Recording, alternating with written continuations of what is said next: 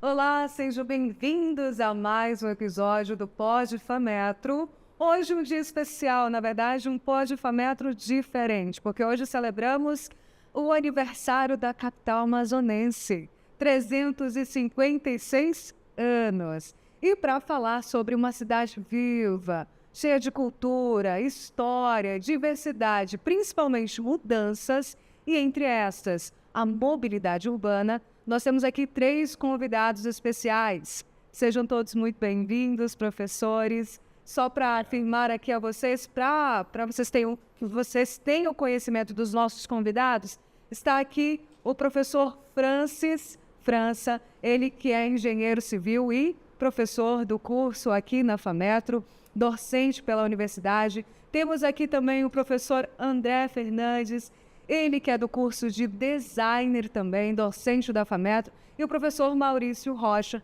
ele que é arquiteto e urbanista, também especializado em gestão ambiental. Sejam todos muito bem-vindos, professores. Obrigado. E para a gente começar, diante, de tantas mudanças em Manaus ao longo desse tempo, a gente tem aí alguns questionamentos, entre eles, quem era Manaus há 2 décadas atrás? Professor Francis? E para a gente começar, professor, a gente sabe que Manaus, em 2 décadas, 20 anos, atrás, a frota de ônibus, a frota de coletivos, frota de carros, com certeza era menor do que agora, Quais são essas principais mudanças ao longo desse tempo e esses principais desafios que a capital tem enfrentado em termos da infraestrutura? Bem, eu costumo contar uma historinha que antigamente, mais ou menos 20 anos atrás, eu fazia parte no ensino fundamental, médio, eu pegava, meu transporte coletivo ali no Ida Nelson e descia tranquilamente aquela ladeira do Paraíba. E era uma aventura, porque a gente sentia o friozinho na barriga. E, ultimamente, nos últimos anos, cerca de décadas para cá, a última década, a gente já perdeu essa emoção, seja no próprio carro ou no coletivo. Então, o que eu quero atentar a essa situação é que o número de frotas, para vocês terem uma ideia, mensalmente são em torno de 5.000 carros emplacados, O fluxo de carro aumentou muito, inclusive frota de aplicativo, moto, enfim. Inclusive, professor, já há até pesquisas que indicam aproximadamente 10 mil, 15 mil ou 20 mil carros devem circular por Manaus, ou seja, a mais nesse ano. Anualmente, 1 milhão, Então, a gente está num inchaço em questão de frota de veículos cada vez mais em crescimento. A gente tem também a expansão, questão da expansão demográfica da cidade, que vem, e tudo isso ela tem um impacto direto, que é o não acompanhamento da infraestrutura urbana. E o que acontece? A gente tem as malhas viárias atuais que precisam da sua manutenção, precisam do todo o seu apoio, um novo olhar, porque você tem frotas diversas, tanto particulares, você precisa se deslocar, quando não, as frotas de aplicativos, elas precisam também, inclusive os pontos de ônibus e o transporte público. São quesitos que a gente começa a pensar e perceber que para que sentido está se encaminhando o crescimento da cidade. Se seria somente para o ser humano, para o lado humanizado da população, ou principalmente para carros, veículos, porque hoje em dia a gente tem esse estresse nas vias urbanas, Você ouve, você sai para trabalhar logo cedo, você começa a ouvir som de carro, buzina, toda a questão de poluição, É claro que hoje algumas tecnologias já começam a ter um impacto, Eu falo isso por conta dos carros elétricos. São poucos ainda, mas a gente já consegue ter menos ruído, e estresse ao longo dessa situação. Mas, sobre a infraestrutura urbana, tem se mantido as mesmas malhas viárias de antigamente, Foram poucas as alterações que tivemos nas principais malhas viárias, As interligações entre troca de modal, a gente tem a ausência disso, e a necessidade de ter uma nova proposta, que a gente necessita, Interligação de estações a gente percebe que tem, Um determinado ônibus, ele se desloca até uma estação e dali você consegue fazer o direcionamento para o seu destino, mas ainda é pouco pelo crescimento, pelo avanço do crescimento da cidade. Então, é possível dizer, professor, que conforme o aumento, eu falo, o crescimento da cidade, ou seja, a infraestrutura, essas mudanças não acompanharam, ou seja, essas melhorias não acompanharam o crescimento? Não acompanho, porque, olha só, imagina, a gente tem o avanço da cidade, nós não conseguimos realizar poucas manutenções no que existe já, né? O crescimento da cidade, ela necessita de mais infraestrutura, e quando eu tenho já a situação do avanço a criação de novo bairro, de uma nova área, eu não consigo acompanhar a cidade, né? Falando como cidade, eu não consigo acompanhar de fato a expansão daquele local. Às vezes, a infraestrutura ela chega de maneira não planejada. Chega a pavimentação, mas não chega a drenagem, chega o ônibus, mas não chega o ponto, o abrigo de ônibus. E até hoje, outros bairros da cidade, você passa e você simplesmente vê só um ponto de ônibus. E aqui em Manaus, cara, a gente chegou em tempo de chuva, né? Antecipou. E é incrível como você vai passando pelas avenidas, ruas em si, e você ainda consegue identificar um ponto de ônibus somente grudado no poste, né? E o lado humano? A gente consegue ver que é uma necessidade para o ônibus trafegar, uma necessidade para o aplicativo rodar, mas o ser humano, o usuário final, ele ainda permite, né? Ainda permite se locomover a um poste com uma placa. Olha só a situação. É triste. Não, e eu acho assim que é engraçado que a evolução da cidade, ela tá vindo, vai crescendo o número de carros, mas parece que não existe aquele estudo para coisas básicas. Via para bicicleta, ciclovia. Cara, isso resolveria tantos problemas. Até para o próprio pedestre, ter uma calçada é complicado, né? Então, a evolução, todo mundo quer ter carro, todo mundo quer chegar no seu destino, mas não se investe nessas pequenas coisas que poderiam melhorar a qualidade de vida das pessoas.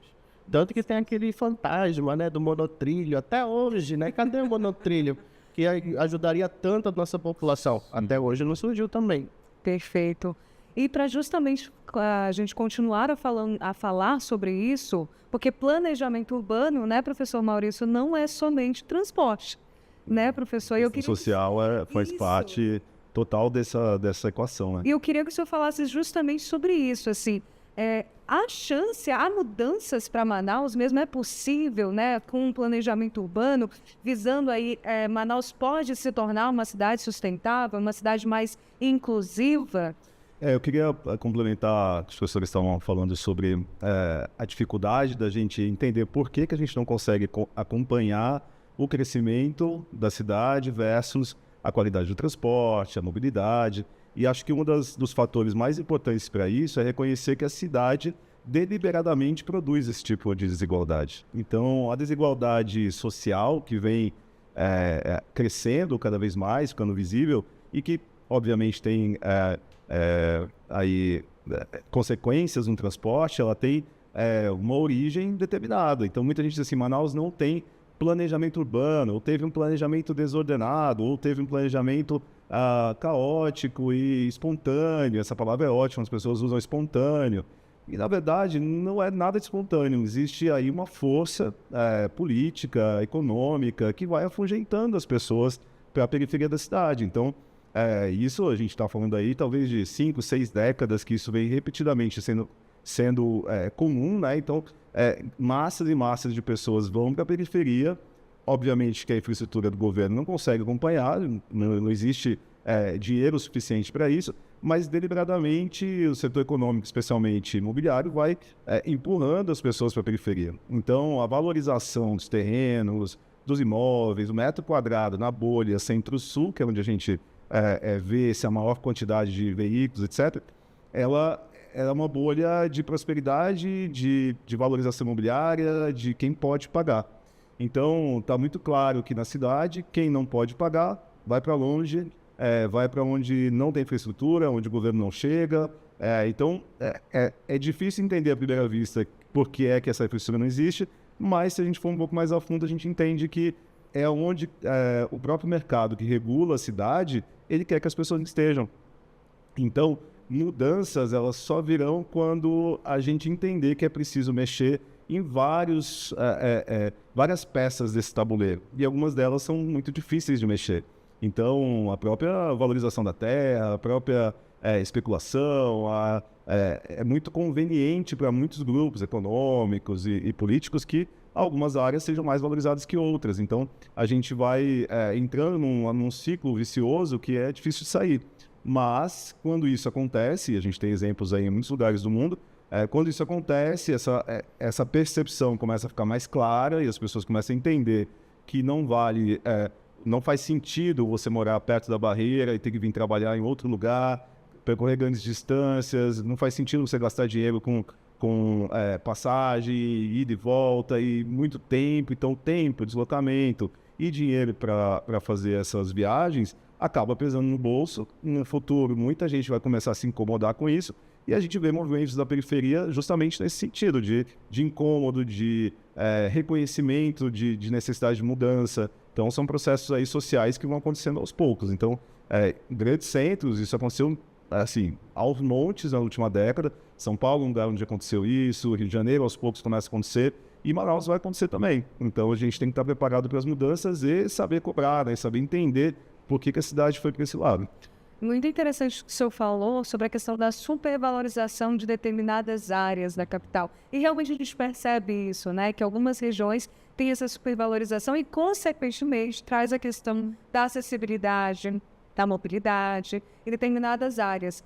Mas, em outras áreas, a gente já não vai ver essa acessibilidade. Que o professor André, inclusive, estava falando sobre faixas exclusivas, né, uma ciclovia ali, ou uma questão ali de calçadas, né, no nivelamento, às vezes até mesmo para a pessoa que é portadora ali, né, de uma deficiência, e às vezes tem essa dificuldade de circular na capital amazonense. E queria dizer mais, que essa desigualdade, essa falta de acesso, ela, na verdade, é o maior fator de segregação socioespacial que existe na cidade. Então, se eu não posso chegar, se eu não posso ir, se eu não tenho condições financeiras de chegar, isso me segrega, isso me deixa à margem da sociedade. Então, interessa a muitos grupos e fundos imobiliários e fundos econômicos que essa situação permaneça como está, que milhões de pessoas fiquem à margem e poucas usufruam do espaço, vamos dizer, de mais prosperidade. Então, a segregação da cidade, a questão social que a gente falava, está intimamente ligado ao não poder ir e vir. Se eu não posso ir, se eu não consigo chegar, se eu não consigo levar minha família, eu estou segregado, eu estou numa cidade que não me pertence, e aí começa um ciclo péssimo de outras consequências, como assim, eu não cuido do que é de todo mundo, porque não é meu mesmo, não me pertence, eu não uso, e aí vem decadência de espaço público, vem outros fatores que vão piorando a experiência de cidade. Mas o senhor acha que ao longo desse tempo Manaus, de alguma forma, se tornou mais acessível? Ou o senhor acha que poucas mudanças foram efetuadas? Eu acho que especialmente na área centro-sul, alguma coisa, a gente tem aí talvez um pouco mais de respeito ao pedestre, pouca coisa, uma outra mudança.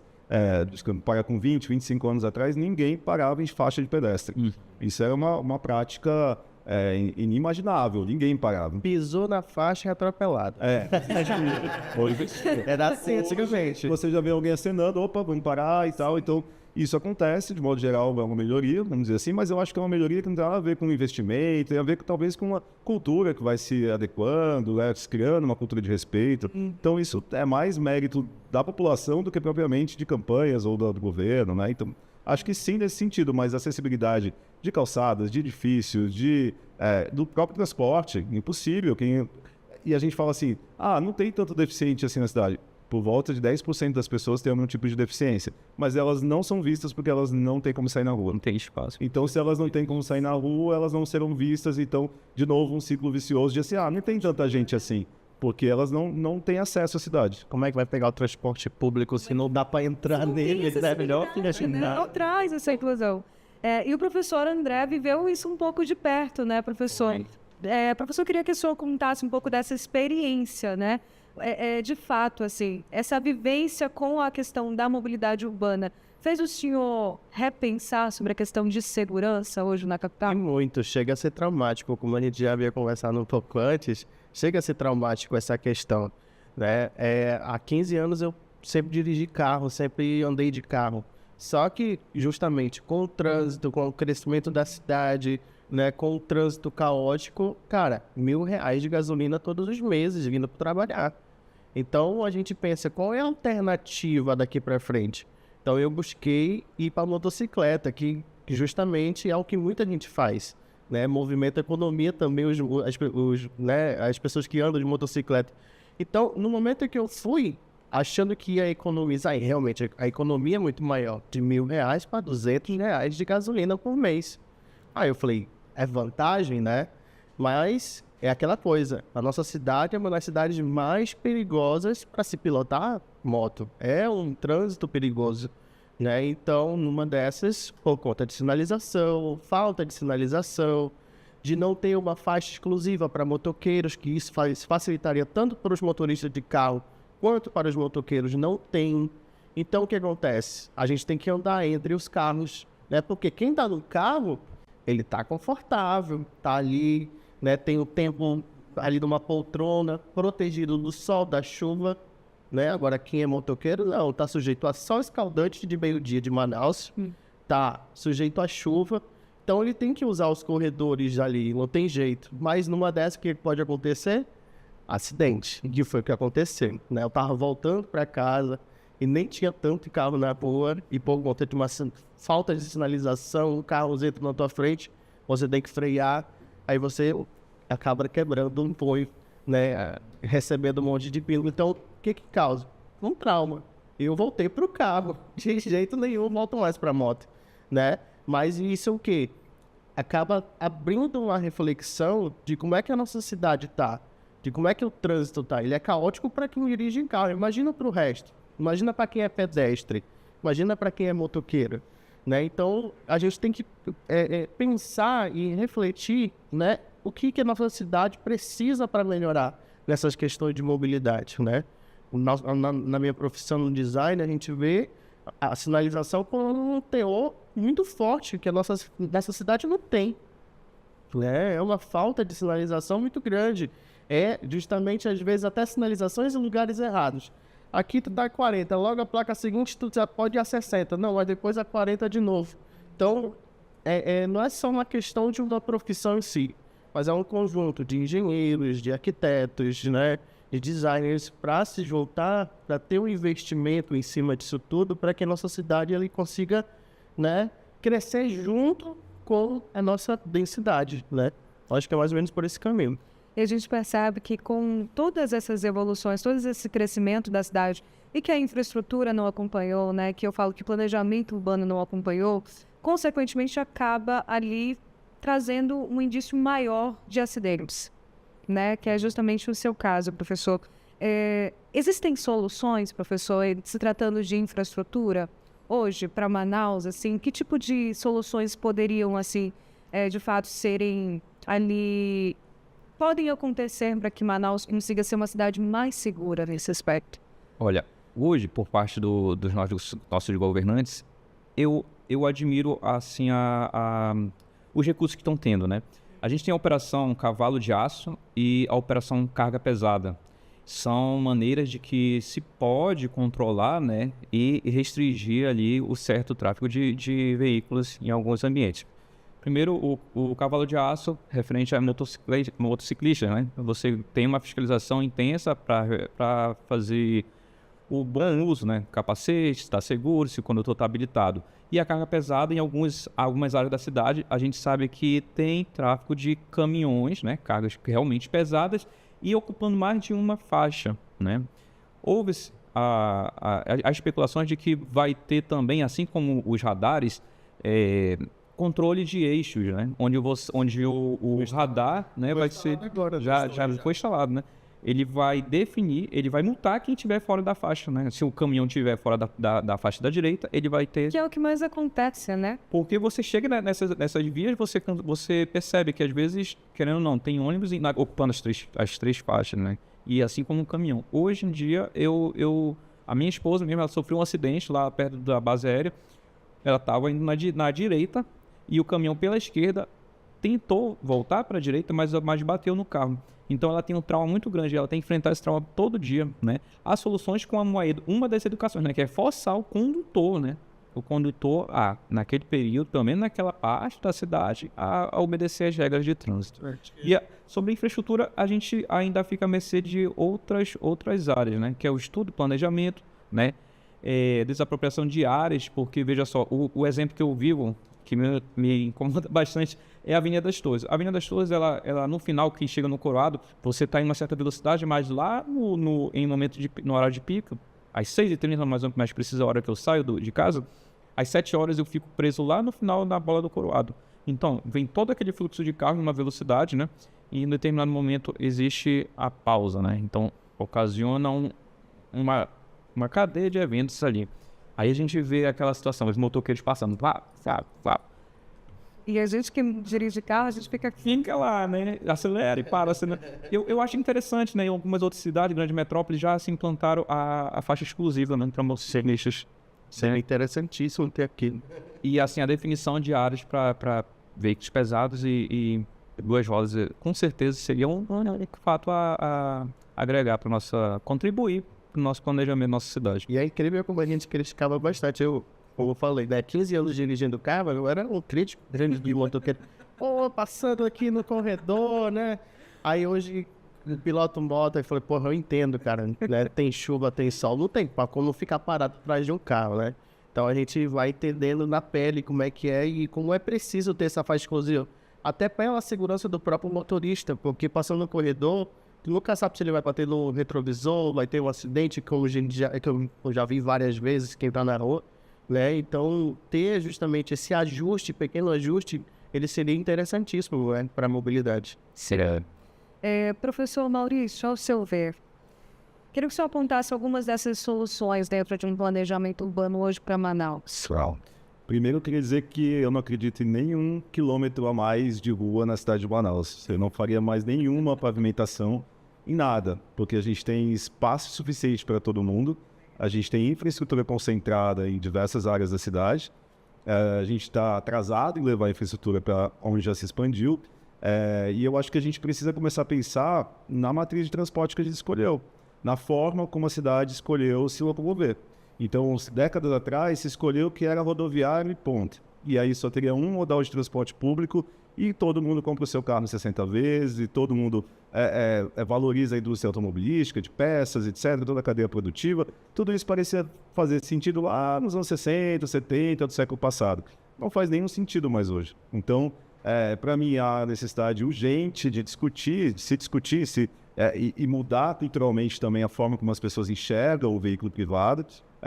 Parar de imaginar que somente um modal de transporte público resolve uma metrópole como Manaus. Então, Manaus, conforme dados do IBGE, é uma metrópole. Então, não é qualquer cidade que se torna metrópole. Não é só população, não é só extensão territorial. É um conjunto de fatores. E ela tem esse conjunto. Tem parque industrial, tem população, extensão, tem uma série de complexidades que levam a gente a ser metrópole. Então, não dá para ter um transporte só. Então, só que aí, de novo, esbarramos em diversos limites, assim, mas quem vai mexer com os empresários da mobilidade, que são os donos das empresas de ônibus, quem vai mexer com isso, né? São coisas estabelecidas, como é que a gente muda? Aí tem aquela coisa cultural, mas eu não vou de bicicleta porque eu vou suar, e eu não consigo trabalhar suado, eu preciso de um banho, tal. São transformações possíveis em todos os lugares, toda empresa grande poderia ter, por exemplo, lugar para você poder se recompor depois de uma rodada de bicicleta. Então, mas não é só isso, assim, ônibus elétricos em bairro, bonde no centro, o próprio monotrilho, que foi essa lenda urbana aí de 2014, que nunca saiu, essa lenda urbana real, né? É uma lenda mesmo, ela não aconteceu, o dinheiro veio, sumiu, e aí a gente não... Talvez a gente ficou como outras cidades que ficaram naqueles pilares de concreto no meio da cidade e nada aconteceu. Mas essa perspectiva do monotrilho real, de fato, ela modificaria muito essa questão de lá? O que disseram é que não haveria quantidade suficiente de pessoas em massa para usar o transporte da zona... Do início da Zona Leste até chegar no centro. Não teria esse fluxo.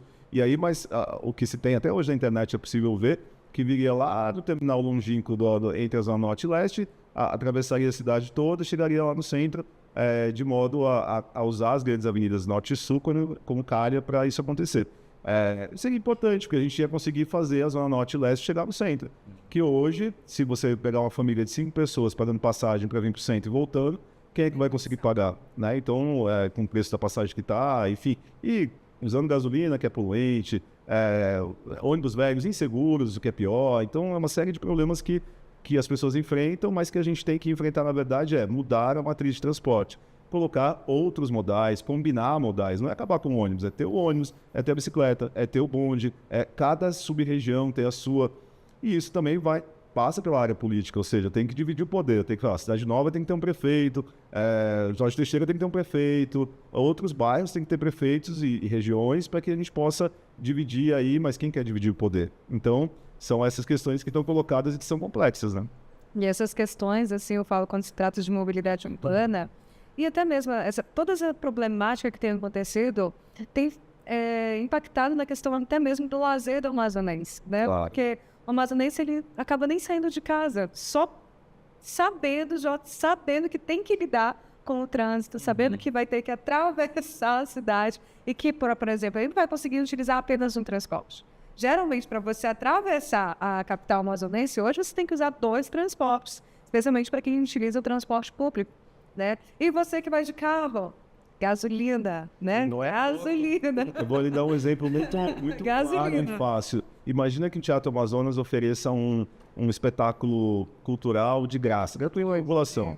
E aí, assim, é gratuito, todo mundo pode ir. Mas será que alguém realmente que está lá longe, muito longe, vai conseguir chegar, levar sua família, usufruir disso que o governo oferece? Não. Então, é gratuito, mas não é para todos. Então, a mobilidade interfere, inclusive, no uso do espaço público, no acesso à cultura e outros aspectos da cidade. Com certeza.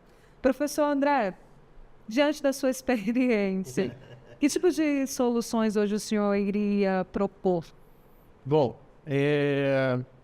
acho que a descentralização, né, já acontece muito com o crescimento da cidade, né, de ter acesso, vamos dizer assim, a certos espaços. Por exemplo, um exemplo bem besta, assim, antigamente para ir no shopping tu tinha que se deslocar uma longa distância. Hoje tem shopping em todo lugar, né? Mas pro transporte, cara, não tem nada melhor do que segurança, né? Eu acho que com a experiência própria, né, até pelo trauma, vamos dizer assim, eu acho que uma das coisas que eu tenho buscado é sempre mais segurança para mim, né? Eu não consigo, por exemplo, eu não consigo mais utilizar a moto depois dessa vez, né? Foi o capacete que salvou minha vida. Então, hoje em dia eu prefiro estar no carro seguro, mas eu acho que as políticas públicas, enquanto sociedade, não aprender a votar, a colocar as pessoas certas e começar a questionar, fiscalizar, pedir para que eles realmente trabalhem em cima dessa tríade que são as políticas públicas de segurança, né, de infraestrutura, de lazer também, né, de segurança, de saúde. Enquanto a gente não realmente questionar essas coisas, a nossa cidade ela vai ficando para trás. Mesmo que ela cresça organicamente, porque a nossa população é uma população muito trabalhadora, a gente não questionar faz com que a gente fique atrasado nas questões de políticas públicas. Enquanto isso não mudar, realmente a gente vai ficar para trás. O assunto está muito bom, mas a gente está chegando na reta final e para a gente que está celebrando aí o aniversário da capital amazonense, a gente sabe que a capital ela tem uma história, ela tem uma diversidade, ela tem uma cultura muito rica. A gente sabe de todos os incentivos, querendo ou não, que a capital tem, mas que a gente deseja ainda melhorias, deseja o melhor para a capital. Eu queria esse recado de vocês hoje para celebrar esse aniversário da capital. Qual seria o seu recado, professor, em relação à capital? Assim, o meu recado, né, e desejo, né, que façamos bom uso da nossa cidade, né? Planejamento, fiscalização, não é o costume nosso acompanhar os serviços que são feitos na cidade, né? Eu acho que o fato de conhecer, você entender, a gente acaba ficando muito vendido quando uma obra pública ela se instala e a gente não sabe qual vai ser o objetivo real daquilo, né? Então, nós como manauaras, como detentores da cidade mesmo, né, de raiz, cuidado que é nosso, né? E a gente, querendo ou não, a população ela confia nos governantes, né? Confia naqueles que a gente impõe, que a gente elege. E eu acho que essa clareza de entender o conceito de expansão demográfica, entender a parte técnica também, se envolver, né, fiscalizar, a população tem esse poder de que, cara, estão fazendo uma nova obra na cidade, ir lá e realmente questionar, cobrar, porque a gente sabe que a maioria das obras públicas, elas têm toda a sua dificuldade, elas atrasam, e muitas das vezes a população ela não participa, né? Mas sim, nós, Manauara, nós temos vozes sobre isso, principalmente em obras que são as melhorias para a nossa cidade. Legal. Obrigada, professor. Professor Maurício. Olha, eu queria dizer que a gente tem pontos positivos nessa história toda. A primeira coisa é que Manaus é uma cidade muito flexível, receptiva. A gente passou por muitas mudanças em 100 e poucos anos de vida urbana, né? Tem mais tempo de existência, mas de vida urbana a gente está falando de 100 e poucos anos, 150 anos talvez. Muito receptiva a mudanças, muito flexível na sua forma de encarar os desafios da cidade. Então, acho que essa é uma vantagem. Talvez a gente tenha uma história tão recente, tem uma forma tão leve de lidar com as coisas, até bem-humorada muitas vezes. Manauara é um ser humano bem-humorado, apesar de tudo, apesar do calor, apesar dos problemas e tudo. Então, esse é um ponto a favor. E outro que eu acho muito, muito importante todo mundo se conscientizar é que Manaus é a chance de mostrar para o mundo qual é a possível relação homem-natureza. Porque aqui a gente ainda tem muito a desenvolver na cidade, a gente tem muito a preservar na Amazônia. Enquanto muitos países do mundo destruíram suas florestas, a gente não destruiu a nossa e a gente tem ela de pé e está todo mundo de olho. Então, assim, a capital da Amazônia é Manaus. Então, Manaus deveria, de uma certa forma, ser um exemplo no que eu acho muito engraçado quando eu vejo aí pro Instagram e outros lugares, aquela belíssima foto da reserva Adolfo Duque, da vida urbana chegando e aquele limite. Aí os gringos falam assim, nossa, olha como eles chegam perto da floresta, estão quase avançando e tal. Mas a gente é uma cidade relativamente pequena diante desse espaço verde todo. Então, a gente sim conseguiu manter de pé. Então, essa é uma vantagem, uma segunda vantagem. Então, a gente tem aí boas possibilidades para o futuro, mas a gente precisa acordar. Eu acho que todo cidadão precisa acordar do nosso valor, do valor da floresta, do valor da cidade, do valor do homem daqui. Isso eu acho o mais importante. Acho que tomar para si, né? Tomar consciência de ser um homem amazônida, urbano e para o futuro florestal, pensar a cidade e a floresta ao mesmo tempo é possível. Legal, professor. Professor André, um recado. Para fechar, bom, quanto profissional da educação, eu acho que a gente sempre continuar investindo nisso, né? Como ele falou, a gente vê uma evolução muito forte. A gente, a todos os anos, a gente coloca aí milhares de alunos formados dentro da sociedade e a gente, como um docente, a gente sempre está formando não só técnicos dentro daquela área, a gente está formando cidadãos, né? E eu acho que um dos fatores mais importantes é que eu sempre prezo para que meus alunos, por exemplo, quando eles estão entrando na sociedade, eles não ali são só técnicos, eles são cidadãos e eles têm que atuar como tal, né? Eles estão ali para poder olhar, observar, fiscalizar, para levar inovação, para trazer coisas boas para a sociedade, para realmente solucionar os problemas da sociedade, sejam da forma que for. Seja da forma visual, que é a minha profissão como designer, que é trazer uma beleza e se equiparar à beleza natural da Amazônia, que é fazer com que a nossa Amazônia ela fique tão linda quanto ela é organicamente, mas também dentro da cidade, para que as pessoas saibam se familiarizar, se reconhecer como um local. Eu sempre foco com eles trabalhos que sejam para os manauaras, para os amazônidas, para que a gente possa valorizar o que é daqui de verdade. Eu acho que é isso, como mensagem. Tranquilo. E assim encerramos o nosso episódio especial em comemoração aos 356 anos da capital amazonense.